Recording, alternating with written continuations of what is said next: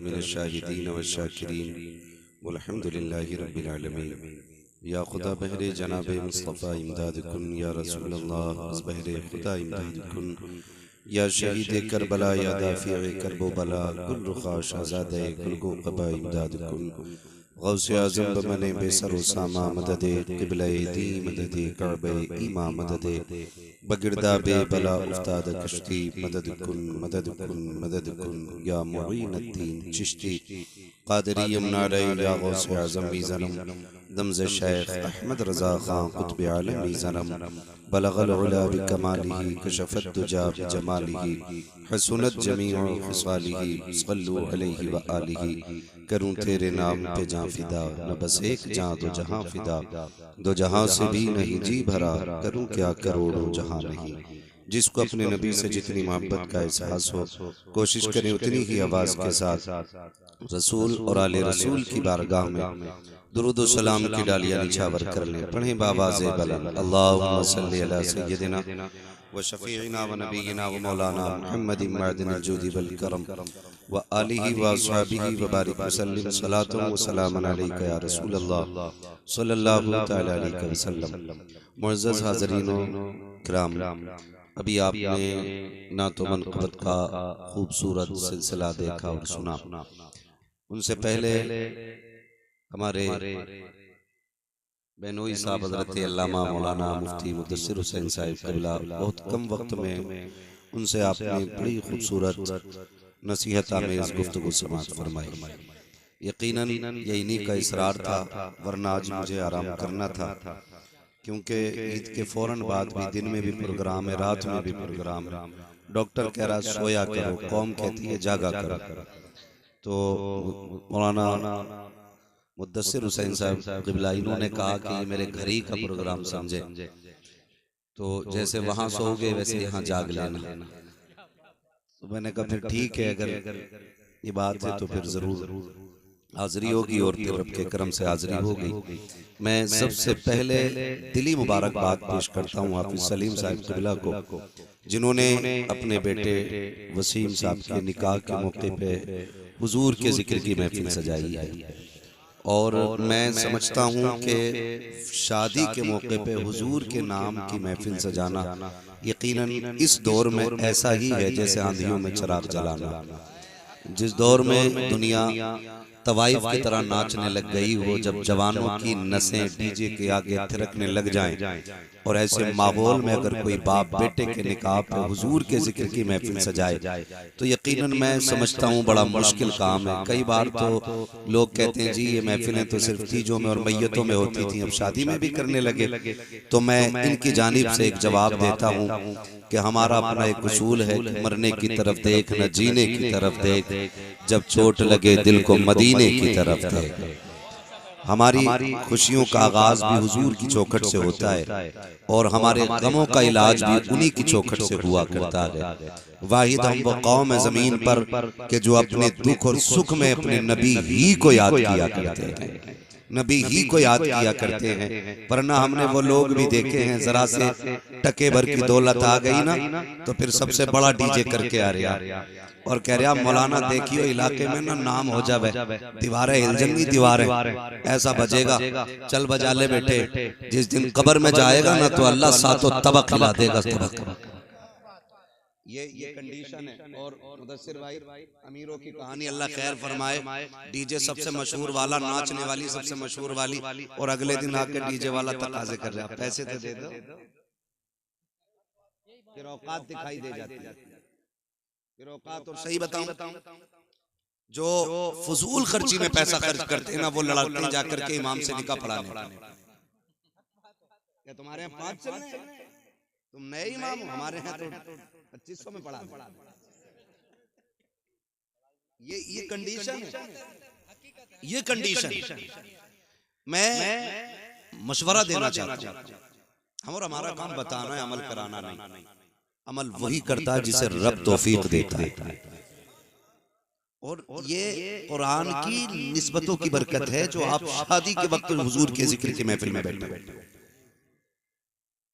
इस घर से ताल्लुक मुफ्ती मुदस्सिर हुसैन साहब का और बाकी उलमा का भी है, और फिर खुद घर का मालिक हाफिज कुरान। ये कुरान की बरकतें आप देखें, और बेटा भी हाफिज कुरान है, क्या नाम है उनका? शानिब।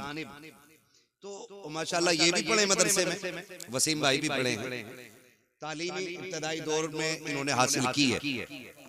हाँ, मुफ्ती मुदस्सिर साहब ने ही पढ़ाया है। खैर, मेरा कहने का मतलब यह है कि ये कुरान से निस्बत की बरकत है, कुरान से निस्बत की बरकत है। खुदा तौफीक देना और शादी का दिन मैसर हो जाए तो डीजे ना बजाना, तमाशे ना करना। खुदा तौफीक दे तो रब रसूल को राजी करने की कोशिश करना। निकाह किसकी सुन्नत है? बोले सारे लोग, जिनकी हो गई है कम से कम वही बोल दे। इन्हें तो तभी पता चलेगा ना जब इनके निकाह में निकाह मिन सुन्नती कहा जाए, है ना। लोग कहते हैं ना बिया ना किया बराते तो खूब करी हैं, ठीक है। निकाह किसकी सुन्नत है? बोल दें जरा, मुझे लगे कि आप समझ पा रहे हैं। किसकी सुन्नत है? हुजूर की सुन्नत है। और डीजे इब्लीस। बताओ, सुन्नत के मौके पे हम शैतान को बुलाते। 8 दिन नहीं गुजरते जो बहू अपने असली रूप में आती है। फिर कह रहे ना वहां मियां मिले थे, उन्होंने कहीं कछोछा ले जाओ।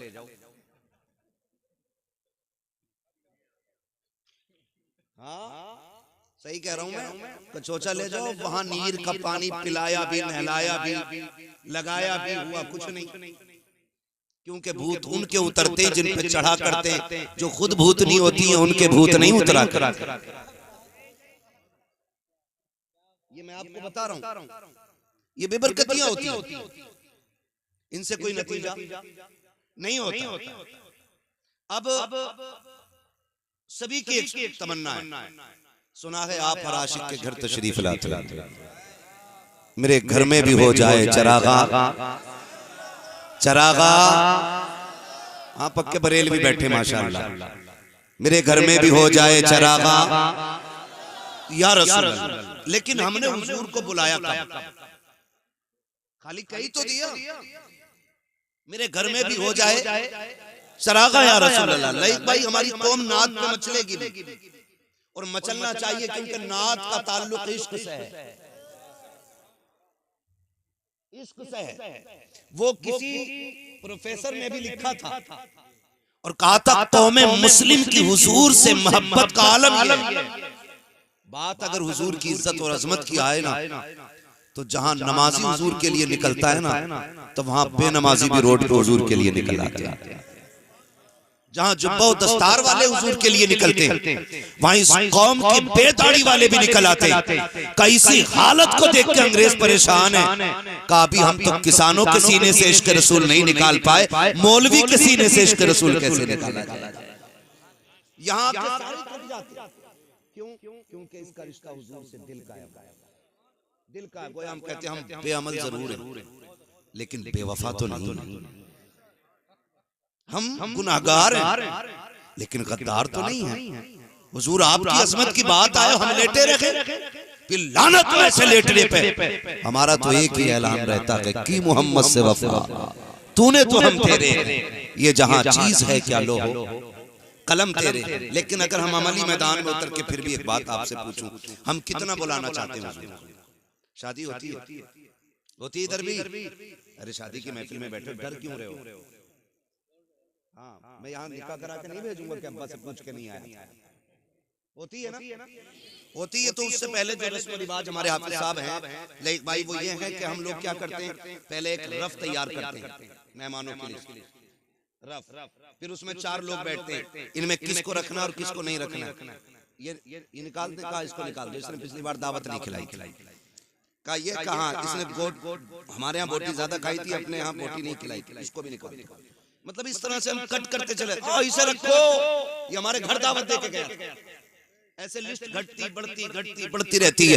फिर बात आती है रिश्तेदारों पे, फिर बात आती है कुर्ब जवार के लोगों पे। जब रिश्तेदारी की बात आती है, लिस्ट बन जाती है ना, तो बेटा कहता अब्बा फूफा को बुलाओगे कि नहीं? कहा क्यों? कहा वो तो नाराज है। तो लोग बाप भी नाराज नहीं, कह देता नहीं अगर वो नाराज है हम नहीं जाएंगे बुलाने। चार लोग बैठ के कहते क्यों ना जाओगी जी, तुम्हारे बेटे का आज चोटी से रहा है, तुम्हें जाना पड़ेगा, जाओगे और बच रहोगे, हम जाके तुमसे मनवाएंगे उनको। और पूरी कौम प्रेशर डालती है, जबरदस्ती ले जाकर के पैर पकड़वाए जाते हैं। आज के हालात में आपको बता दूं कितने ऐसे मक्कार लोग भी होते हैं कि 3 दिन घर में ही पड़ा रहेगा, जब खाने की बारी आएगी भाग जाता है। कहाँ है फला साहब? कहा वो नाराज है। कहा 3 दिन से तो यही थे। कहा रोटी नहीं खाएंगे जब तक आप अपने किए की माफी नहीं मांगेंगे। इस तरह से शादियों को भी बर्बाद किया जाता है। मैं कुछ और कहना चाहता हूँ, मैं बताना ये चाहता हूँ, जब लिस्ट बनाई जाती है उसमें खालू को भी मनाया गया, ताऊ चचा को भी मनाया गया, सारे रिश्तेदारों को राजी करके लाया गया। लेकिन मुझे बता तो सकी, सारे रिश्तेदार आ गए, जरा दिल पे हाथ रख के बताओ, जाके पूरी दुनिया की लिस्ट चेक कर लो, सबसे ऊपर खालू का नाम मिलेगा, मामू का नाम मिलेगा। क्या किसी लिस्ट में सबसे ऊपर हुजूर का नाम मिलता है कि नहीं? आका का नाम होता है कि नहीं? नहीं होता। और यार जो नाराज थे उनको राजी करके ले आए। तुमने हुजूर को लाने का कौन सा तरीका इस्तेमाल किया? आप कहोगे मौलवी मुस्तफा को कैसे बुलाया जाएगा? तो सुनो, तुमने कार्ड दे करके अपने खालू को राजी किया, इनविटेशन कार्ड दे करके आपने रिश्तेदारों को बुलाया, लेकिन जब हुजूर को बुलाना था एक कार्ड उनके नाम का भी बनना था। आप कहेंगे कौन सा? मैं ये कहता हूँ जब हुजूर को बुलाना हो मिलाद की महफिल सजा दे, रहमत के फरिश्ते भी आएंगे, मदीने से मुस्तफा चल के तशरीफ ले आए।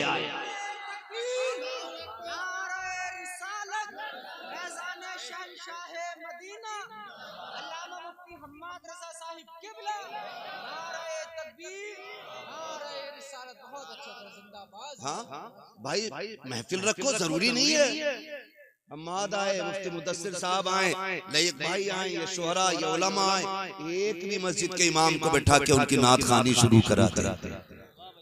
बात लहजे की नहीं है, बात अंदाज की नहीं है, बात हुजूर की नात की है। जहां नात होती है मुस्तफा अगर चाहे तो तशरीफ ले आते हैं, और अगर आना ना भी चाहे तो मजार में लेटे लेटे तवज्जो फरमा देते हैं। और हुजूर की अगर नजर हो गई ना, तेरी एक निगाह की बात है, मेरी जिंदगी का सवाल है। अगर उनकी एक निगाह हो गई ना, फिर बेड़े पार हो जाते, फिर बेड़े पार होते। इसलिए मैं कहता हूँ खुदा तौफीक दे, दूल्हा बनो ना तो दूल्हा तुम बनो, महफिल सजी हो, सेहरा आमीना के लाल का पढ़ा जाना चाहिए। वाह वाह माशाअल्लाह माशाअल्लाह। वो सरवरे किश्वरे रिसालत जो अर्श पर जलवागर हुए थे, डाले तरफ के सामा अरब के मेहमान के लिए थे, फिर देख सेहरे में 4 चांद लगते हैं कि नहीं? वाह वाह वाह माशाअल्लाह। भाई तुम कितनी महंगी रंडी लाके ना चालो, ठीक है 4 बंदे तज़किरा करेंगे, लेकिन जिसकी शादी में हुजूर की बातें होती है ना, उसका तज़किरा अर्शों पे रखता है। वाह वाह वाह क्या बात है मुफ्ती साहब। और मैं नौजवानों हाथ जोड़ के कह रहा हूँ, ये सेहरा तेरी कोशिश नहीं है, तेरी मेहनत नहीं है, ये सेहरे उनके बनते हैं जिनकी रब तकदीर बुलंद करता है। ये आप में भी बहुत सारे साहिब औलाद होंगे, ठीक है ना? हम लोग भी साहिब औलाद हैं, अल्लाह बेटा देता है, कितनी खुशी होती है। और फिर माँ पैदा होते ही कहने लगती है मेरा चांद आ गया। चांद वो इससे नीचे लफ्ज नहीं बोलती है, काला भी है ना फिर भी चांद, ठीक है ना? कैसा ही है, माँ के लिए चांद होता है, और हर माँ के लिए उसका लाल चांद होता है, और हर लाल के लिए जो उसकी माँ हो सकती है ना, वो दुनिया में कोई नहीं हो सकता। ये भी क्लियर है, जो माँ हो जाएगी वो कोई नहीं हो सकता। जैसी बेटा पैदा हुआ माँ कहती मेरा चांद आया, मेरा चांद आया, मेरा चांद आया। कभी अकीके की खुशी, कभी सुन्नतों की खुशी, कभी छठी की खुशी, तरह तरह के नाम से खुशियां होती जा रही हैं। जब बेटे ने शूर की दहलीज पे कदम रखा, 4 महीने 10 दिन का हुआ, बाप ने कहा बिस्मिल्लाह खानी होनी है, इलाके को लुक़मे खिलाए जा रहे हैं, बेटे की बिस्मिल्लाह खानी है। जब बेटे ने शूर की दहलीज पे कदम रखा, अब माँ कह रही है बेटा आ गया है, इसकी दुल्हन सी चांद सी दुल्हन लेके आनी है, चांद का टुकड़ा लेकर के आऊंगा। आऊंगी। एक ख्वाब माँ सजाती है। बाप भी जब बेटा जवान होता है, चार लोगों में जब बैठता है, लोग कहते हैं तुम्हारा भी तो बेटा जवान है, शादी कब करोगे? बाप के कंधे चौड़े हो जाते हैं, बेटे के निकाह की बातें हो रही हैं। मैं खुदा की कसम खा के कहता हूँ लोगों, याद रखना रब का बड़ा इनाम होता है उस शख्स पे, रब जिसके बेटे को दूल्हा बना देता है। वरना हमने यहाँ तक देखा है शादी में 5 दिन रह गए, बेटे का इंतकाल हो गया, शादी वाले दिन सेरे बांध के निकले और पलट के कफन में लिपट के आए हैं। ये लाजिम नहीं है अगर तूने सेहरा बांधा है खैरियत से आ जाएगा, अगर खैरियत से आया है तो ये सिर्फ तेरी खुशी नहीं है, माँ की खुशियों की तकमील हो रही है, बाप का ख्वाब पूरा हो रहा है, यारों की खुशियों में 4 चांद लग रहे हैं, दोस्तों अहबाब मचल रहे हैं। ओ लोगों, खुदा ये वक्त दे गाने न बजाना, अगर बजाना तो मुस्तफा की नातों के तराने बजाना। नारे तकबीर, नारे रिसालत, फैजान शहनशाह मदीना, ख्वाजा का हिंदुस्तान, नारे तकबीर, नारे रिसालत। बहुत अच्छी। जिंदगी के सारे काम सिर्फ निकाह पे खत्म नहीं हो जाते, उसके बाद नेक औलाद इंसान के लिए सबसे बड़ी नेमत होती है। नेक औलाद, फर्माबरदार औलाद। पैसे में सुख सुकून नहीं है, सुने सारे लोग, अगर लगता हो ना पैसे वाला मौज में होगा, पता 8 दिन में पूरी पूरी डिब्बी खा जा रहे हैं, गोली होगी, फिर जाके सोता है। सुख चैन दौलत में नहीं, मजा तो तब है औलाद इतनी फर्मा बरदार हो कि बाप देखे और उसकी आंखें देखते ही ठंडी हो जाए। ये सबसे बड़ी नेमत, ये सबसे बड़ी नेमत। अगर औलाद फर्मा बरदार नहीं तो मैं कहता हूं ऐसी औलाद पे लानत है जो माँ बाप की फर्मा बरदार ना। क्या करोगे पूरी जिंदगी का, कोई मतलब नहीं। अगर दो सुकून दौलत में होता ना तो फिर अमीर 16 घंटे सोता, गरीब 3 घंटे। लेकिन उल्टा है, अगर गरीब को जरूरतें ना उठाएं तो ये 12 घंटे नहीं उठेगा। क्यों? वो कभी गोली नहीं खाता। वो कहा था किसी ने फुटपाथ पे सो जाते हैं अखबार बिछाकर, मजदूर कभी नींद की गोली नहीं खाता। अमीर होना बुरा नहीं है, लेकिन दौलत हजरत उस्मान गनी वाली होनी चाहिए, फिरौन वाली नहीं, शद्दाद वाली नहीं, हामान वाली नहीं। दौलत उस्मान गनी वाली होनी चाहिए जो रब रसूल के रास्ते में लगती रहे। और हम तो कहते हैं, मैं नौजवान बैठे, मैं सबसे कहूंगा मेहनत करें और अमीर बने, ताकि आप माँ बाप का बोझ न बने, बल्कि अपने घर वालों का बोझ उठाने के लायक बन जाएं। हर नौजवान कोशिश करे। अब तो आग लग गई है, जिधर को निकल जाओ हर कोने पे लिए बैठा, और कोने पे बैठा। इतनी ठलवी कौम हो गई हमारी, 3 बजे तक जाग रही है, कोई काम भी नहीं है। ठलवे कह रहे दुआ कर दो कोई रोजगार मिल जाए। अगर दुआओं से रोजगार मिलते हैं, ऐसी दुआ करता कि अल्लाह मेरे परिवार को ना मुख्यमंत्री बना। मेहनत भी तो कोई चीज होती है ना यार। तुम पूरी जिंदगी पबजी खेलो और फिर का मौलवी की दुआ से अच्छा रोजगार मिल जाए। जिन्हें रत जगह नहीं आते ना, उनके ख्वाब कभी पूरे नहीं होते। ख्वाब वही पूरे होते हैं जो जागते हुए देखे जाते हैं। सोते हुए देखे जाने वाले ख्वाब कभी पूरे, कभी सोते हुए ख्वाब देखे जाने वाले पूरे नहीं होते, नहीं होते। ख्वाब वही पूरे होते हैं जो जागते हुए देखे जाते हैं। अभी भी निकल के आ रहे ना, हर कोने पे बैठा, ईद निकली है ना अभी, हर कोने पे मोबाइल लिए, हर कोने पे। हाथ जोड़ के कहता हूँ निकलो इससे और इतने आगे बढ़ो, इतने आगे बढ़ो कि लोग देख के कहें कि हुजूर की उम्मत में भीख मांगने वाले कम नजर आते हैं और लोगों को भीख देने वाले ज्यादा नजर आया करते हैं। ये कैसी उम्मत बने, मजबूत उम्मत बने। इब्तिदाई दौर इस्लाम का आप देखें, एक खजूर खा करके रोजा रख लेते थे और उसकी गुठली मुंह में डाल करके इफ्तार करते थे। ये दौर इस्लाम पे गुजरा है। लेकिन फिर हजरत फारूक आजम का दौर आया, फिर इस्लाम ने करवट बदली है, तो फिर पूरे मदीने में कोई ज़कात लेने वाला नहीं मिलता था। ये दौर भी इस्लाम ने देखा, लेकिन वो जवान ठलुए नहीं थे, निकम्मे नहीं थे। इस्लाम के लिए जंगे भी लड़ना और बच्चों के लिए हलाल कमाई के लिए कोशिश भी करते रहे, कोशिश भी करते रहे। आज तो क्या कहते हैं, शॉर्टकट। कह रहा ऐसा रास्ता मिला है 10 पे 70 दे रहे, रातों रात अमीर होने के ख्वाब।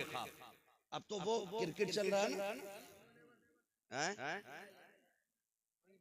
ड्रीम 11। तो ये भैया उस पे जुआ लगा रहे, उसको सट्टा ही है, वो भी एक किस्म का फिर तो सट्टा है, लग गया आधा हो तो लग गया, वरना मुंह देख रहे, रोज लगा रहा है। कितने पैसे लगते? बहुत आगे हो।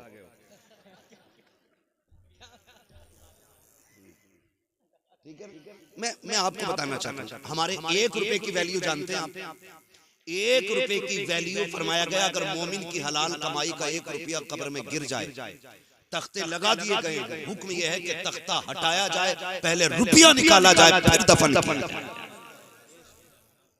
तुम्हारे 1 रुपए की वैल्यू ये है, और लालच लेकर डूब गया हमें, शॉर्टकट के चक्कर में हराम पे उतर आए हम। अल्लाह उस दिन से पहले मौत दे दे जिस दिन हमारे हलक में हराम का लुकमा जाए। हलाल, इमाम गजाली से किसी ने कहा था हुजूर दुआएं कब कबूल होती? अब तो रस्म चल गई है, दुआ करिए। उन्होंने भी कह दी ठीक है जा, अल्लाह तेरा भला करे, और पता चले जो कह रहा भला करे उसका सबसे ज्यादा बिगड़ा हुआ मसला है। इमाम गजाली से कहा हुजूर दुआएं कब कबूल होती है?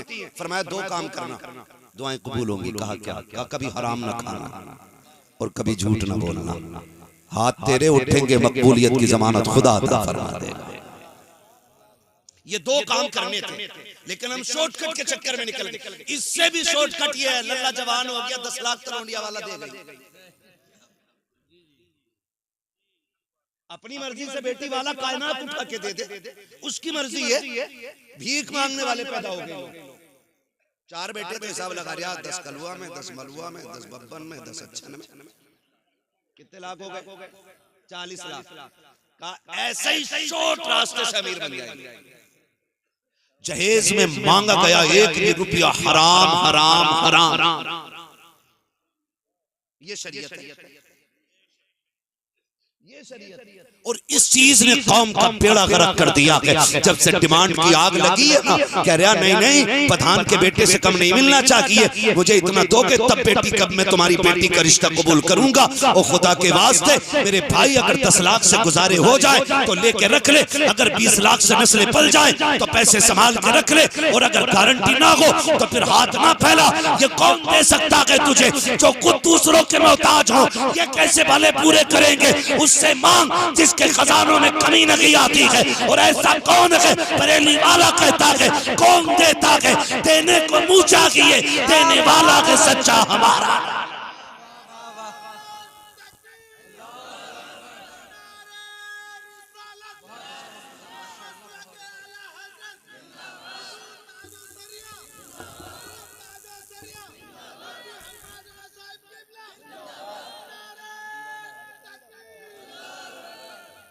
जो है सारे लोगों की डिमांड तो नहीं करेंगे इंशाअल्लाह। बहुत कम हाथ उठे, लग रहा सारा बिजनेस यही है। ये बीच वाले लोग हो गई है भाई, जिनकी हो गई है तो वो अपने बेटों की नियत ना करें कि अल्लाह के मेले में। हाँ, कई बार हजरत ऐसा हो जाता हाफिज साहब, अब्बा दीवाना हो जाता, कहता भैया 2 सूद से कम की पिलाई ना हो, 2 इंची से कम की पिलाई ना हो। जबकि एक बार भी बैठ नहीं मिलता इस गरीब को बेड पे, और अपनी आखिरत तबाह कर रहा है। लिस्ट में बुलेट भी है ऊपर, कह रहा ये जरूर हो, कभी नहीं बैठेगा इस बुलेट पर, इसे साइकिल पे ही रहना है, मगर अपनी आखिरत तबाह कर रहा है। ना करे, ना करे, इसलिए कि कोई भी बेटी वाला, मैं तो कहता हूँ जिसने बेटी दे दी उसने सब कुछ दे दिया। जिसने बेटी दे दी उसने सब कुछ दे दिया। और बेटी ही का जिक्र नहीं है, गाड़ी का जिक्र है, फ्रिज का जिक्र है, एसी का जिक्र है, जनरेटर का जिक्र है, इन्वर्टर का जिक्र है, लिस्ट में सोफे भी है, पिलाई भी है, सारी चीजें क्या अगर नहीं है तो बेटी के औसाफ नहीं है। कोई ये नहीं पूछता है जिसके साथ निकाह किया है उसे कुरान तजवीद की रियायत से पढ़ना आता है कि नहीं, उसे नमाज दुरुस्त याद है कि नहीं। कोई ये पूछने वाला नहीं है जिसको बहू बना के ला रहे हो वो तहज्जुद गुजार है कि नहीं, जिसे तुमने बहू बनाया है वो फजर वक्त पे पढ़ती है कि नहीं, जिसको तुम घर की रौनक बना रखे हो, उसके लहजे में कुरान की खुशबू आती है कि नहीं? कोई पूछने वाला नहीं है जिसको तुम चांद का टुकड़ा कह रहे हो, उसके माथे पे सजदों के निशान है कि नहीं? जिसे तुम जन्नत की परी कह रहे हो, बता तो सही अखलाक में खातून जन्नत का किरदार नजर आता है कि नहीं? खुदा की कसम करोड़ों ले आओ, अगर औरत बतमन लाए हो, मोहताज रहोगे, खाली हाथ ले आओ, नेक औरत ले आओ, अल्लाह तुम्हें दुनिया ही में बादशाहत अता फरमाए।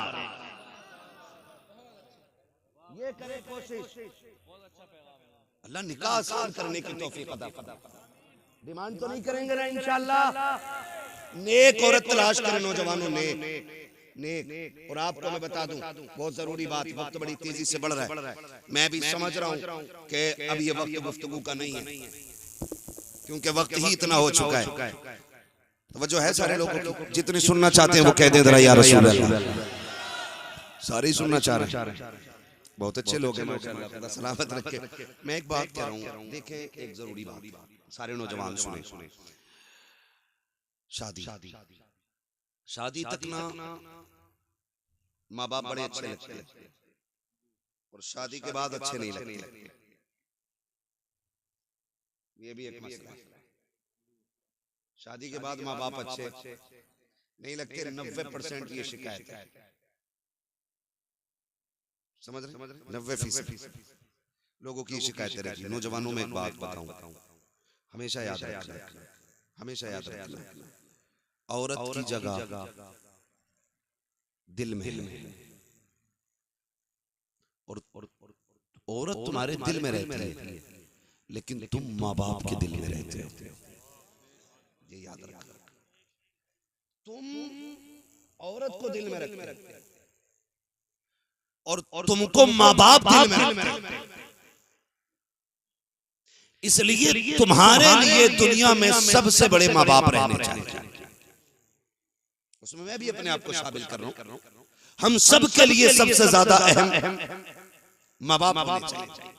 होता क्या है, कसम खा के कहता हूं, मैंने देखा नहीं, बेटा जब दूल्हा बना होगा ना, हाजी बारात गई थी ना, किसी ने देखा कि हाफिज सलीम साहब की खुशियों का आलम क्या था। भाई दोस्तों की खुशियां कितनी होती है, जैसे दूल्हा के कपड़े वैसे दोस्तों के कपड़े, ये भी सूट में, वो भी सूट में, ये भी बूट में, वो भी बूट में। हाँ, मगर इतना न किया करो नकल, थोड़ी बहुत फर्क रहना चाहिए ताकि दूल्हा का पता लगता रहे कि दूल्हा है कौन सा। 5 दोस्त हैं, 5 कोट पैंट में, 5 ही काले में, ये कंडीशन। तो थोड़ा सा आज तो उसे सजने दो, जो सबसे गोरा होता वो उसकी करवट में घुस के बैठता है, आज तो इसे दूल्हा बना दिया, क्यों इसे और ज्यादा खराब कर रहा है। आज इसका दिन, दोस्तों का नहीं, आज इसका दिन।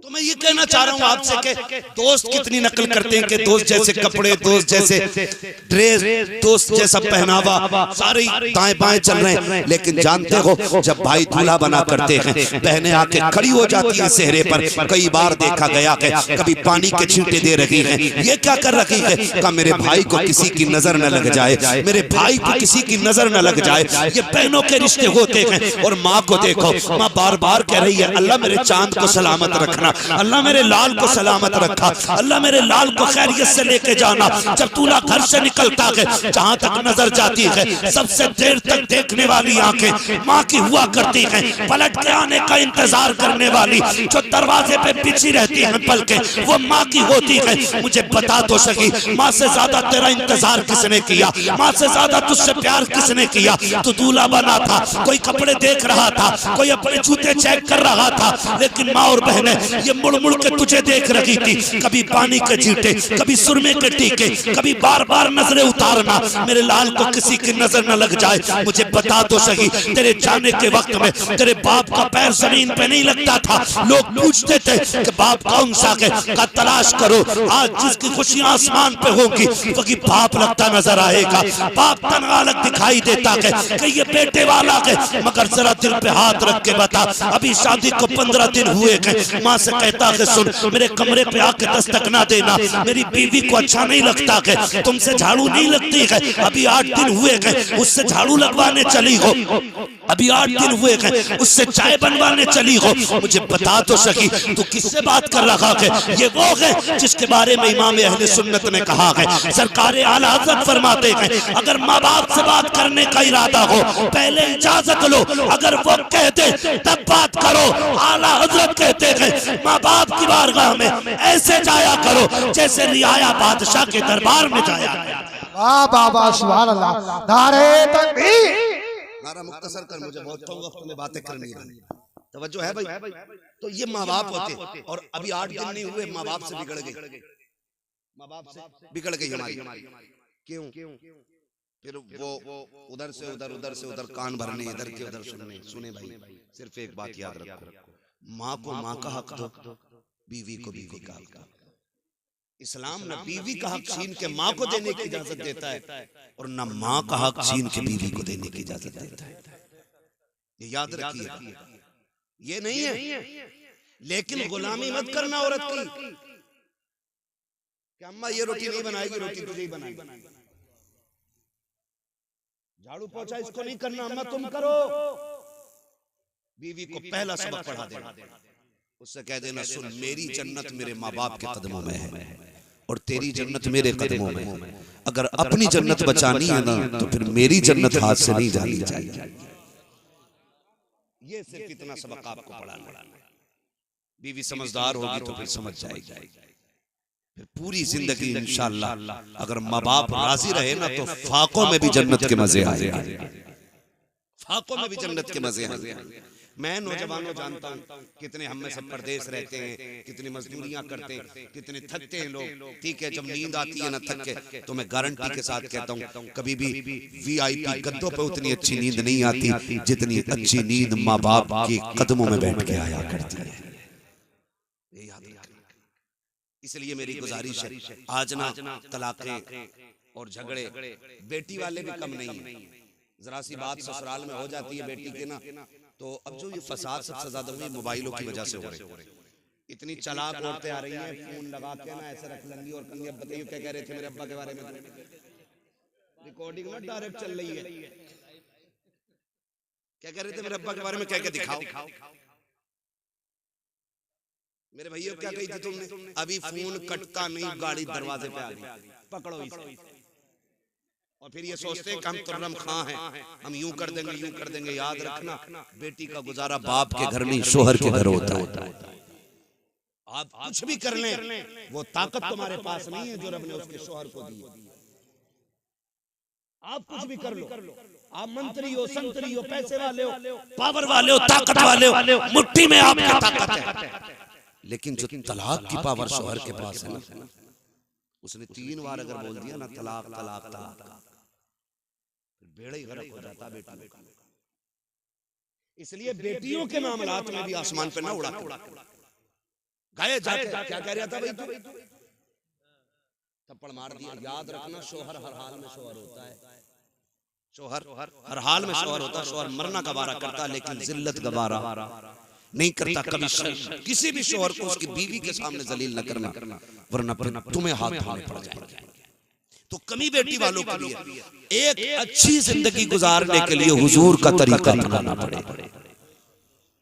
हुजूर का तरीका देख मैं बता दूं, आज हम में कोई अबू बकर नहीं, आज हम में कोई उमर नहीं, आज हम में कोई उस्मान गनी नहीं, आज हमारे बीच कोई मौला अली नहीं है, आज हमारे बीच कोई सहाबी नहीं, आज हमारे बीच कोई ताबई नहीं है। इतने लोग बैठे हैं, हम में कोई जाहिर में वली भी नहीं लगता है। कोई किसान है, कोई मजदूर है, कोई इमाम है, कोई खतीब है, बस अपने अपनी जिम्मेदारियों पे लोग लगे। मगर बता कायनात में कोई सैयदा आमीना के लाल के जैसा हो तो ला के दिखाओ। और जानते हो जिनसे मेरे नबी ने निकाह किया पहला, उस खातून को हजरत खदीजतुल कुबरा कहा जाता है। क्या कहा जाता है? हजरत खदीजतुल कुबरा। ये हुजूर की पहली बीवी। हुजूर के साथ 25 साल गुजारे। कितने? 25 साल गुजारे। इनका लेवल क्या है? आका फरमाते पूरी कायनात पे इस्लाम का एहसान है, लेकिन इस्लाम पे मेरी खदीजा का एहसान है। ये इनका लेवल है, ये इनका स्टेटस है, ये इनका मकाम है। आका फरमाते पूरी कायनात पे इस्लाम का एहसान, लेकिन खदीजा वो है जिसका इस्लाम पे एहसान। अब आप जरा देखें, एक दिन मेरे नबी की अम्मी हजरत हलीमा सादिया रज़ी अल्लाह ताला अन्हा, ये कौन है? ये हुजूर की रिज़ाई अम्मी। कैसी अम्मी है? रिज़ाई अम्मी उस माँ को कहा जाता है जिसने दूध पिलाया हुआ। हकीकी माँ वो होती है जिसने पैदा किया, रिज़ाई वो होती है कि जिसने सिर्फ दूध पिलाया हो।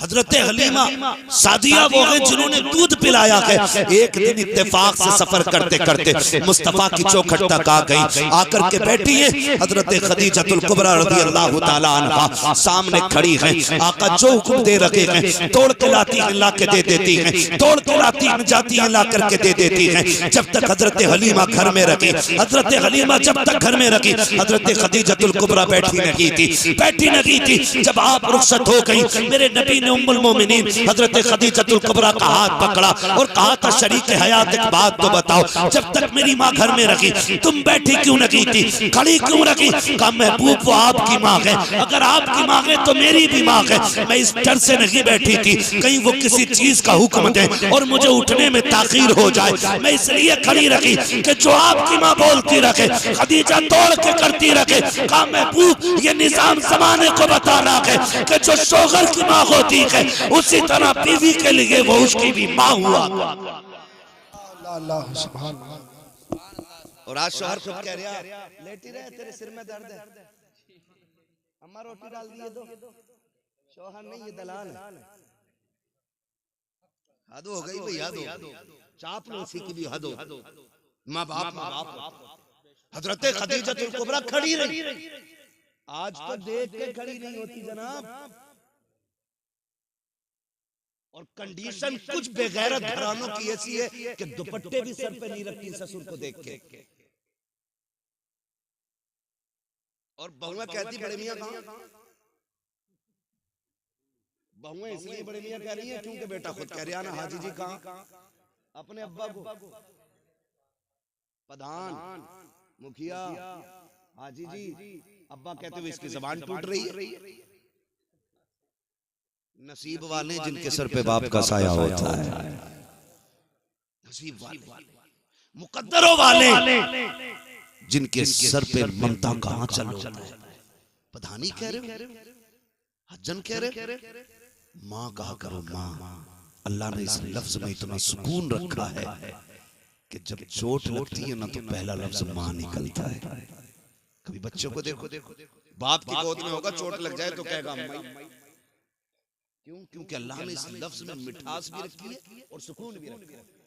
सुकून भी रखा। नबी की अम्मी आई, हजरत खदीजतुल कुबरा खड़ी रही। आज हमारी अम्मी आए ना, वो कहे बेटे तेरी बीवी को मैंने आवाज दी थी उठी नहीं। कहा ना उठी तो तुम्हें कोई जरूरी था आवाज देना? वो थकवी थी सो गई।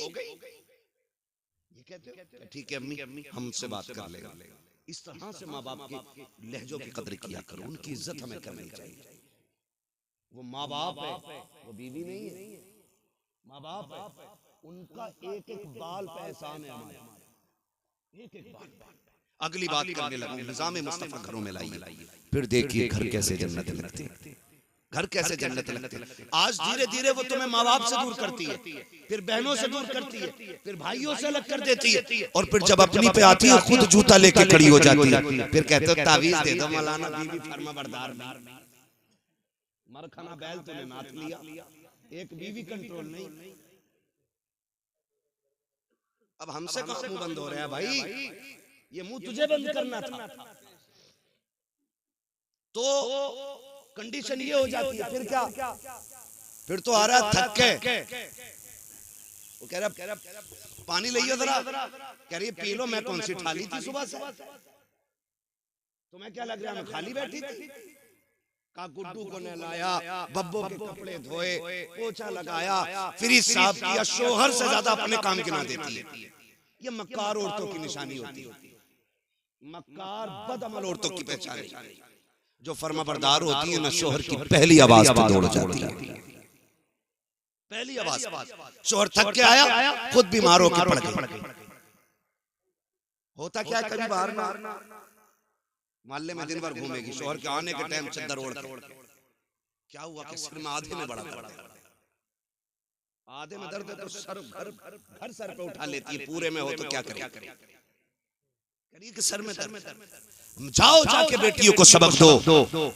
घर ऐसे नहीं चला, घर ऐसा चला करते हैं, शोहर थक के आए ना, बिस्मिल्लाह पढ़ के उठ, गिलास पानी का लेके बगैर के जाके खड़ी हो जा। तुझे नहीं पता, जब तू उसे मुस्कुरा के देखेगी, वो तुझे मुस्कुरा के देखेगा, अल्लाह दोनों के सारे गुनाह माफ फरमा देगा, सारे गुनाह बख्श दिए जाते हैं। वो तो निहायत सस्ता सौदा बेच रहे हैं जन्नत का। हम मुफलिस का मोल चुकाएं, अपना हाथ ही खाली, अपना हाथ ही खाली है। इतनी आसान भी है जन्नत, लेकिन घर को जहन्नम बना रखा है। अगर कह दिया मेरे लिए ऐसा जोड़ा लाना जैसे अच्छन की बीबी ने पहन रखा था, अगर वो वैसा जोड़ा न लाया, फेंक देती है, फेंक कह के मैंने अपने बाप के घर कभी ऐसा नहीं पहना। जाओ जाके बेटियों को पढ़ाओ कि बाप के घर जो तूने सोना पहना, चांदी पहना, हीरे जवाहरात पहन लिए, कभी इसका तज़किरा तूने शोहर के घर नहीं करना जा करके। वो तुझे जिस हाल में रखे तुझे उस हाल में रहना है। तेरी बेटी नबी की बेटी से बड़ी नहीं है, तेरी बेटी मुस्तफा के घर दूल्हा बन के आने वाले, तेरा बेटा अली से बड़ा नहीं है, ज्यादा इतराने की जरूरत नहीं है। मुस्तफा को देखो, जब बेटी का रिश्ता किया था, आका करीम ने कहा था, फातिमा मैंने तेरे रिश्ते का फैसला अली के साथ कर दिया है। खातून जन्नत सैयदा तैयबा ताहिरा आबिदा ज़ाहिदा रक़िया तक़िया नक़िया सैयदा फातिमा ज़हरा आंखों में आंसू भर लाई थी। आका करीम ने कहा था, फातिमा अली से बेहतर ज़मीन पे तेरे लिए मुझे कोई मर्द नजर नहीं आया, इसलिए मैंने तेरे लिए अली का इंतखाब किया है। अली गरीब जरूर है, लेकिन अली नबी का भी प्यारा है, खुदा का भी प्यारा। नारे तकबीर, नारे रिसालत, बस लगे आला हजरत उलमा अहले सुन्नत हजरत अल्लामा मुफ्ती अब्बास रज़ा साहिब मुरादाबादी, नारे हैदरी। शुक्र अल्लाह का, मैं सही बता रहा हूँ, बड़ा सुख है दीन में। हमारे घर के 7 दामाद हैं, 7 पढ़े लिखे लोग हैं, और इतनी सुख सुकून की जिंदगी है। कभी कोई टेंशन, कभी चेंचे, कभी पैंपे नहीं, कभी मसला ही नहीं कि उसका हाथ पकड़ के लाओ, उसका लाओ, मुझे कार्ड क्यों नहीं आया, मुझे देख मेरा मुंह क्यों नहीं देखा। उनके सारे पढ़े लिखे लोग हैं। तो फिर जब जिंदगी हुजूर की शरीयत के दायरे में चलती है ना, तो बड़ा सुकून होता है, बड़ा सुकून होता है। बहने अल्लाह ने साथ दी, साथों पढ़ी लिखी कारिया, बड़ा सुकून रहता है। ऐसा माहौल घरों का बना, ऐसा माहौल बना। जब ये जिंदगी होती है ना, तो फिर फर्मा बरदारी और सुकून में जो मजा आता है, वो खाली ससुर से लिए गए 15 लाख नहीं, एक फोड़े में 15 नहीं, 15 के 35 निकल जाते हैं। ये याद रखिएगा। इसलिए हराम के चक्कर में ना पड़ना, मेहनत से अपनी कमाई से लाओ, फिर 5 में अल्लाह 50,000 की बरकत दे देता है।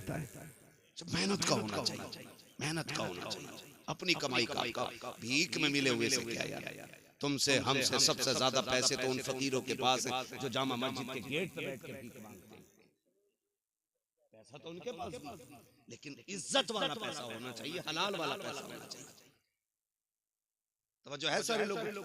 तो माहौल जब अच्छा होना, तो फिर घर बिगड़ जाती, बिगड़ जाती। हुजूर फरमाते 25 साल मेरी खदीजा ने मेरे साथ गुजारे, लेकिन 25 साल आका फरमाते मैंने तबलीग के लिए जाता था, आता था, लेकिन कब 25 साल में कभी मुझे दरवाजा बजाने की जरूरत नहीं पड़ी। ये कौन कह रहा है? ये नबियों का इमाम कह रहा है। 25 साल कहते कभी चौखट बजाने की जरूरत नहीं पड़ी।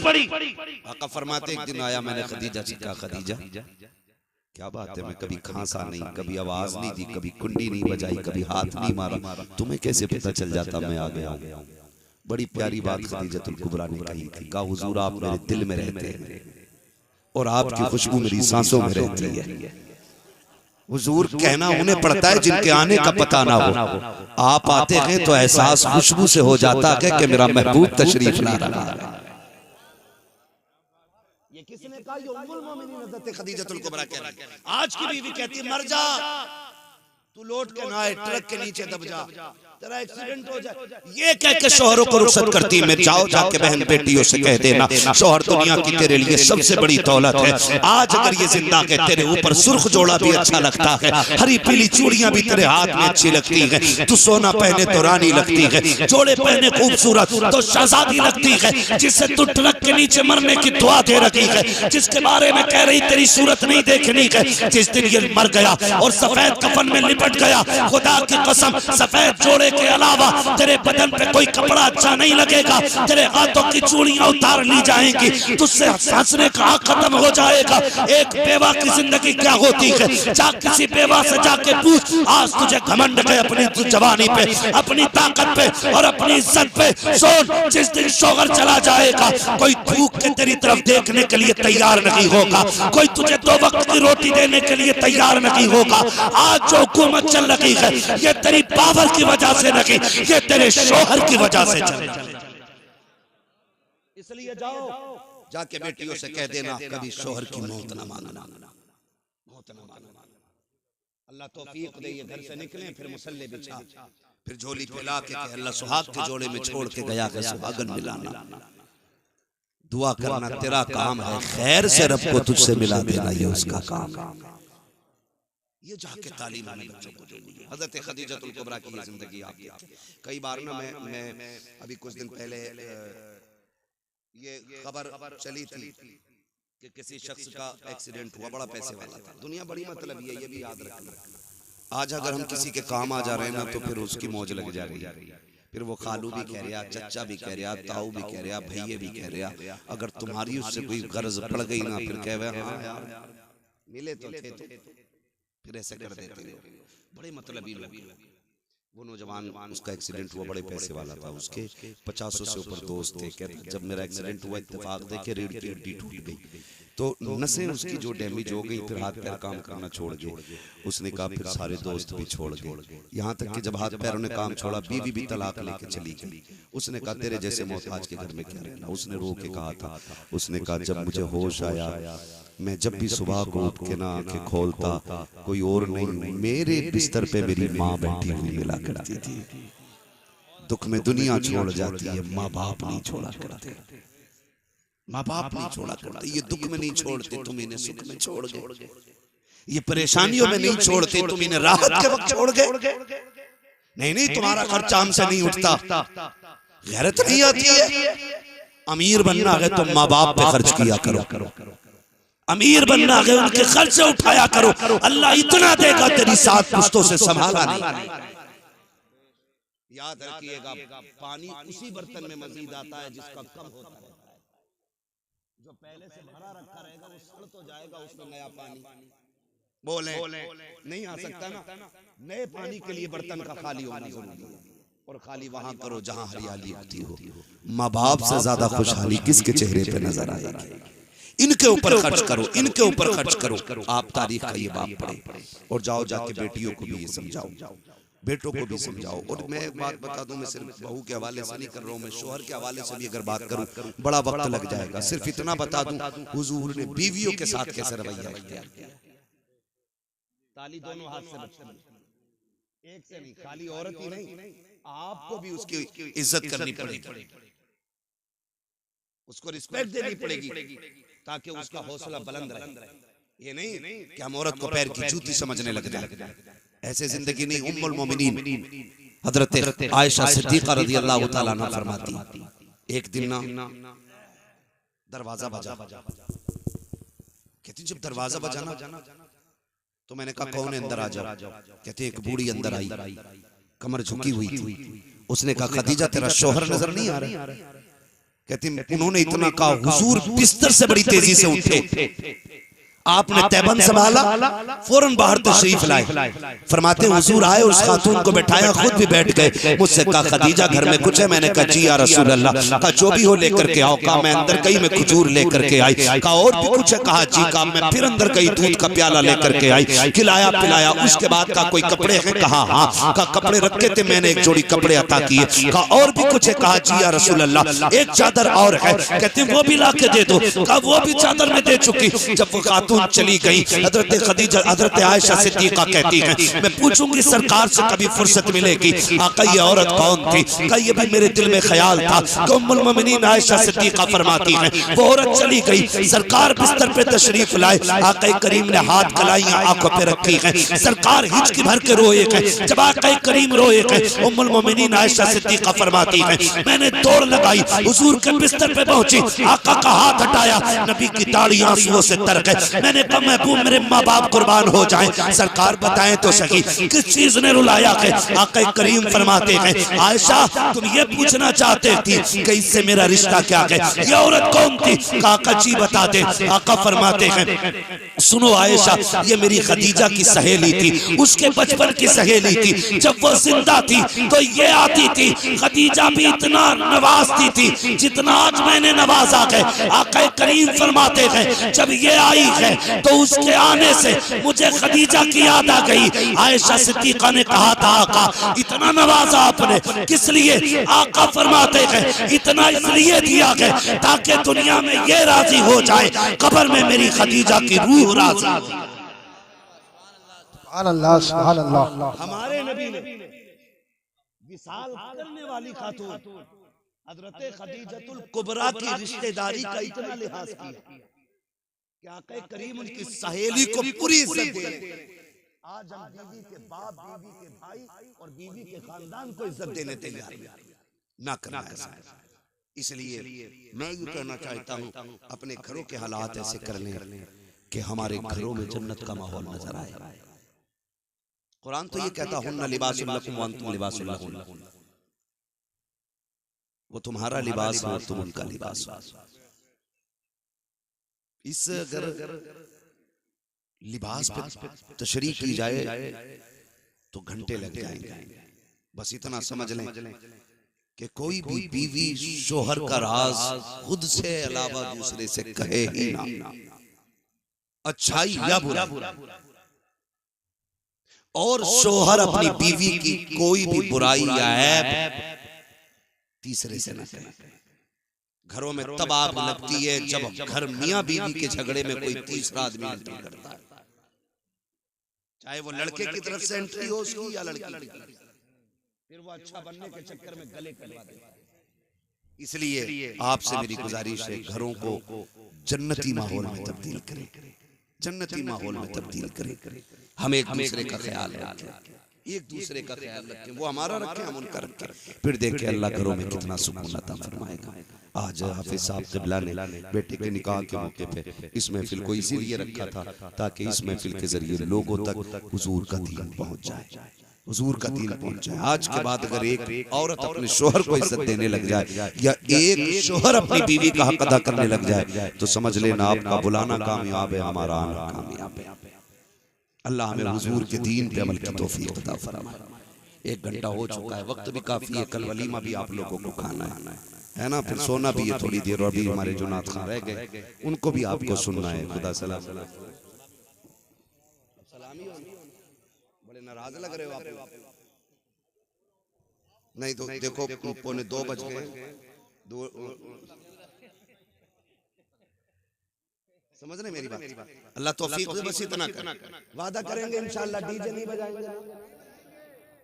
ये पीछे वाले क्यों लेकर भाई, कर लो वादा, अगर मन में हो तो, ना हो तो फिर तुम्हारी मर्जी, जिसका मन चाहे वो बात करे। डीजे तो नहीं बजवाएंगे इंशाअल्लाह, बिल्कुल बंद किया जाए, वरना हम जिस कंडीशन में आज चल रहे हैं ना, काबिले रहम है हम लोग, काबिले रहम। सारे दुश्मन ताकतें आज हमारे पीछे लगी, सारी दुश्मन ताकत है। तुम्हें क्या बताऊं, मेरी करवट में पिपलसाना है, ईद नहीं गुजरी है, 2 नुमाइशें लगी और सारी लड़कियां ऊपर जा रही। हमारी बेगैरती की इंतहा हो गई। पैसे वाला होना बड़ी बात नहीं, गैरत वाला होना बड़ी बात। वाह वाह वाह। पैसा है तो लानत है, पैसे लानत है। कई जगह पे डीजे बजा के मनाई गई। हाँ, अभी टांडे से निकल करके 1 घंटा जाम में फंसे रहे, का ईद चल रही है, कौन सी बदमाशी ईदों में नहीं हो रही? इस उम्मत पे अगर ये जालिम मुसल्लत नहीं होंगे तो फिर क्या जिब्रील आएंगे बचाने के लिए? ओ भाई मौत आनी है, मौत। चाहे नकाब पहन के मेले में जा या नंगी हो के मेले में जा, मेले का हुक्म एक ही है। मैं तो एक बात जानता हूं, अगर इस्लाम औरत को मस्जिद में जाने की इजाजत नहीं देता है तो मेले में जाने की ये बाप होता कौन है जो इजाजत दे रहा है? अगर उसे जाने की इजाजत होती भीड़ में तो पहले इस्लाम ये कहता ना चल जुमा पढ़ लेकर। जब इस्लाम जुमे की इजाजत नहीं देता तो बेगैरत झूले पे बैठने की इजाजत किसने दी? और फिर जब चौक में आएंगे तो मौलवियों के भी उस्ताद लगेंगे, कलाइयां चढ़ा के कहेंगे हाँ हम जाने मौलवियों को। बेगैरत तेरे जैसे दौलत वाले बेगैरत से तो गरीब 5 वक्त नमाज पढ़ाने वाला इमाम 1 लाख दर्जे ज्यादा अच्छा। उस पे पैसा नहीं है मगर गैरत तो है। हमारी कौम की गैरत का जनाजा निकल गया। शर्म आती है, तकलीफ होती है, फिर कहते हैं वो उसके साथ भाग गई, वो कपिल के साथ भाग गई, वो फलां क्यों नहीं भागेगी? जब तुम शरीयत की हदें तोड़ोगे अल्लाह तुम्हें उजाड़ के रख देगा। याद रखिए, ये जुमले न समझना, ये कड़वी सच्चाई है।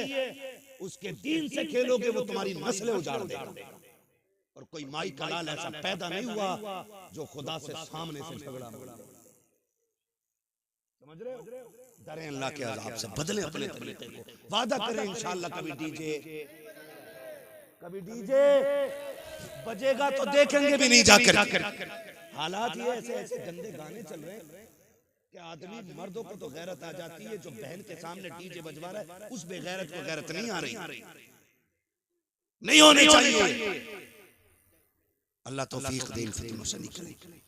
खुदा सबको बेटे दे, उनके सेहरे बंदे और उनकी शादियां हो, बातें हुजूर की होने लग जाए, फिर तज़किरे फरिश्तों में भी हो, रब अर्शों पे तज़किरे करे। फिर देखें इंशाअल्लाह अगर सुन्नत के मुताबिक हमने निकाह अपने आसान कर लिया और हुजूर की महफिलें सजा दी तो हो सकता है हमारी 5000 बारात के खाने का तज़किरा वहां ना हो, हुजूर की 4 नातें सुनाने और सुनने वालों का तज़किरा होने लग जाएगा। ये करेंगे इंशाअल्लाह। वो बदले थोड़ा सा अपने आप में। याद रखिएगा अब जमीन तंग होती जा रही है, इतनी तंग हो गई है हम लोगों की जमीन कि अब पैर अगला रखने की जगह नहीं। डॉक्टर इकबाल ने आज के लिए कहा था, न संभलोगे तो मिट जाओगे हिंदी मुसलमानों, तुम्हारी दास्तां तक भी न होगी दास्तानों में। अभी वक्त के बिल के हवाले से मुफ्ती साहब कह रहे थे, है हवा, पता है किस कंडीशन में हम खड़े, जगहें नहीं मिलेंगी दफन होने के लिए, अपनों के कब्रों पे फाता पढ़ने की जगह नहीं मिलेगी। वो दौर आ रहा हम लोगों को, सजदे करने के लिए मस्जिदें नहीं मिलेंगी। आज वक्त है अल्लाह को राजी करने, आज वक्त है कोशिश करें हमारा रब राजी हो जाए। अगर वो राजी हो जाता है ना फिर 313 को हजारों पे फतह अता फरमा देता है। ये उसी का काम है कामयाबी देना, उसी का काम है। वो इज्जतों का मालिक भी है, जिल्लत भी उसी की कुदरत में। जिसे चाहे इज्जतों से नवाज दे, जिसे चाहे जलील कर दे, वो इज्जत जिल्लत का मालिक है। इसलिए मेरे अजीज हम अपने रब को मनाने की कोशिश करेंगे इंशाअल्लाह। और याद रखिएगा जिन घरों के उसूल तरीके अच्छे होते हैं उन घरों की आने वाली नस्लें अच्छी होती हैं। मैं अक्सर एक बात कहता हूँ, जमीन अच्छी होती है तो फसल अच्छी होती है, माएँ अच्छी होती हैं तो नस्ल अच्छी होती है। ऐसा माहौल बनाइए, दीन वाला माहौल, शरीयत वाला माहौल। मैं आपसे ये नहीं कह रहा आप मसल्ला लेकर मस्जिद में जाइए, मैं आपसे ये नहीं कह रहा आप तस्बीह गले में टांगे रखें, लेकिन इतना कह रहा हूँ कि चलते वक्त ये सोच लिया करो ये चलना हुजूर को पसंद है कि नहीं, ये लेटना हुजूर को पसंद है कि नहीं। हम जो ये गाली दे रहे हैं सामने वाले को, इससे अल्लाह राजी होगा कि नाराज होगा? 2 मिनट लगेंगे, जबान बंद कर लोगे, बड़े गुनाह से बच जाओ। हमें बस इतना करना। अल्लाह हमें हुजूर के दीन पे अमल की तौफीक अता फरमाए और अल्लाह हमें हुजूर की शरीयत पर पाबंदी के साथ कामयाब रहने की तौफीक अता फरमाए। फरमाया गया लक़द कान लकुम फ़ी रसूलिल्लाहि उस्वतुन हसना, मेरे महबूब की जिंदगी आपके लिए बेहतरीन नमूना है। हुजूर की 63 साल जिंदगी पूरी कायनात के जीने के लिए काफी नहीं बल्कि बहुत ज्यादा है। हुजूर के किरदार को देखे हम तो मगरिब को देख रहे हैं, हम तो पश्चिम की रहने वाली मखलूक को देख के नंगे हो गए, कपड़े उतर गए। नहीं, खुदा की केला वही अच्छा लगता है जो छिलके में होता है। नंगे फलों पे मक्खियां बैठा करती हैं। बहन बेटियों से कहो नकाब में रहो, औरत उतनी ही अच्छी लगती है जितने ज्यादा पर्दे में रहा करते हैं। ठीक है ना? ये उसूल बड़े मुश्किल होते हैं, बड़े मजबूत भी होता है। ये यहाँ आके बंदा थक जाता, पर्दे के मसले पे आके बंदा बड़ा मुश्किल हो जाता, बड़ा मुश्किल हो जाता। लेकिन अमल करें फिर देखें अल्लाह इसके सिले में जन्नत अता फरमाता है। मैं झूठ नहीं बोल रहा हूँ, ये मेरे बहनों ही, इन्होंने मेरी सिर्फ उस बहन को देखा जो इनके निकाह में, मेरी 7 बहनों में से सिर्फ उसको देखा जो इनके निकाह में, उसके अलावा किसी दूसरी को आज तक देखा नहीं, क्योंकि सारी पर्दा करती है। और ये हर दामाद का मसला, ये नहीं कि सिर्फ इन्हीं का मसला। ऐसा अमल कराओ फिर खुदा की कसम बहन बेटी कब्र में जाएगी ना तो सिर्फ उसकी कब्र जन्नत नहीं बनेगी, उसके सदके में अल्लाह हम सब की कब्र जन्नत बना देगा। करेंगे इंशाअल्लाह। और कोई बड़ी बात नहीं है हुजूर के दीन के लिए। हाँ, कुछ दिन झगड़े होते हैं, कुछ दिन लोग बातें करते हैं कि नहीं उनके यहाँ तो मेहमान को इज्जत नहीं मिलती, उनके यहाँ तो बाहर बैठाया जाता है, उनके यहाँ तो पानी नहीं मिलता, उनके यहाँ नहीं जाना, कुछ दिन बातें होंगी। लेकिन हमें दुनिया से क्या मतलब है, हमें तो अपने रब रसूल से मतलब है ना। हाँ, मगर फिर समझ में आ जाता धीरे धीरे, फिर लोग समझ जाते हैं शरीयत क्या है, तबीयत क्या है। ठीक है ना, करेंगे इंशाअल्लाह ऐसा। ज्यादा से ज्यादा कोशिश ये करें कि एहतियात आ जाए। मैं समझता हूँ एकदम इतना पक्का पर्दा तो नहीं हो सकता है, लेकिन धीरे धीरे एहतियात करेंगे ना तो हर घर के अंदर कनीज़े फातिमा ज़हरा नजर आने लग जाएगा। हर घर के अंदर कनीज़े फातिमा ज़हरा। ठीक है ना, जिस तरह देखो दाढ़ी जो नहीं रखते ना, उनसे को रख लेगा, थोड़ी सी बड़ी हुई तो खुजाट हो जाता। जो टोपी नहीं ओढ़ते जुमे के दिन ओढ़े तो रकात पढ़ के ना ऐसा होता है गर्मी लगने लगा। और हम लोग हर वक्त टोपी ओढ़ने वाले लोग, हम अगर टोपी उतार दें तो ऐसा लगता है जैसे हमने कपड़े उतार दिए, क्योंकि आदत हो गई। जिनके दाढ़ी नहीं उन्हें बोझ लगता है, जिनके है उन्हें पता ही नहीं लगता है। और पता नहीं है, खुदा की कसम चेहरे पे दाढ़ियां सजा लो, 100 ग्राम के तावीज लटकाने से बच जाओगे। ये सबसे बड़ा तावीज। और इसके बारे में फरमाया गया कि दाढ़ी कब्र में लेके जाओ, फरिश्ते भी हया करते हैं। और फरमाया गया जिसके चेहरे पे दाढ़ी होती है ना, हुजूर उसे कब्र में देख के मुस्कुराने लग जाया करते हैं। और फिर जब हुजूर मुस्कुराए, यूं मुस्कुराए जान सी कलियों में पड़ गई, यूं लब कुशा हुए कि गुलिस्तान बना दिया।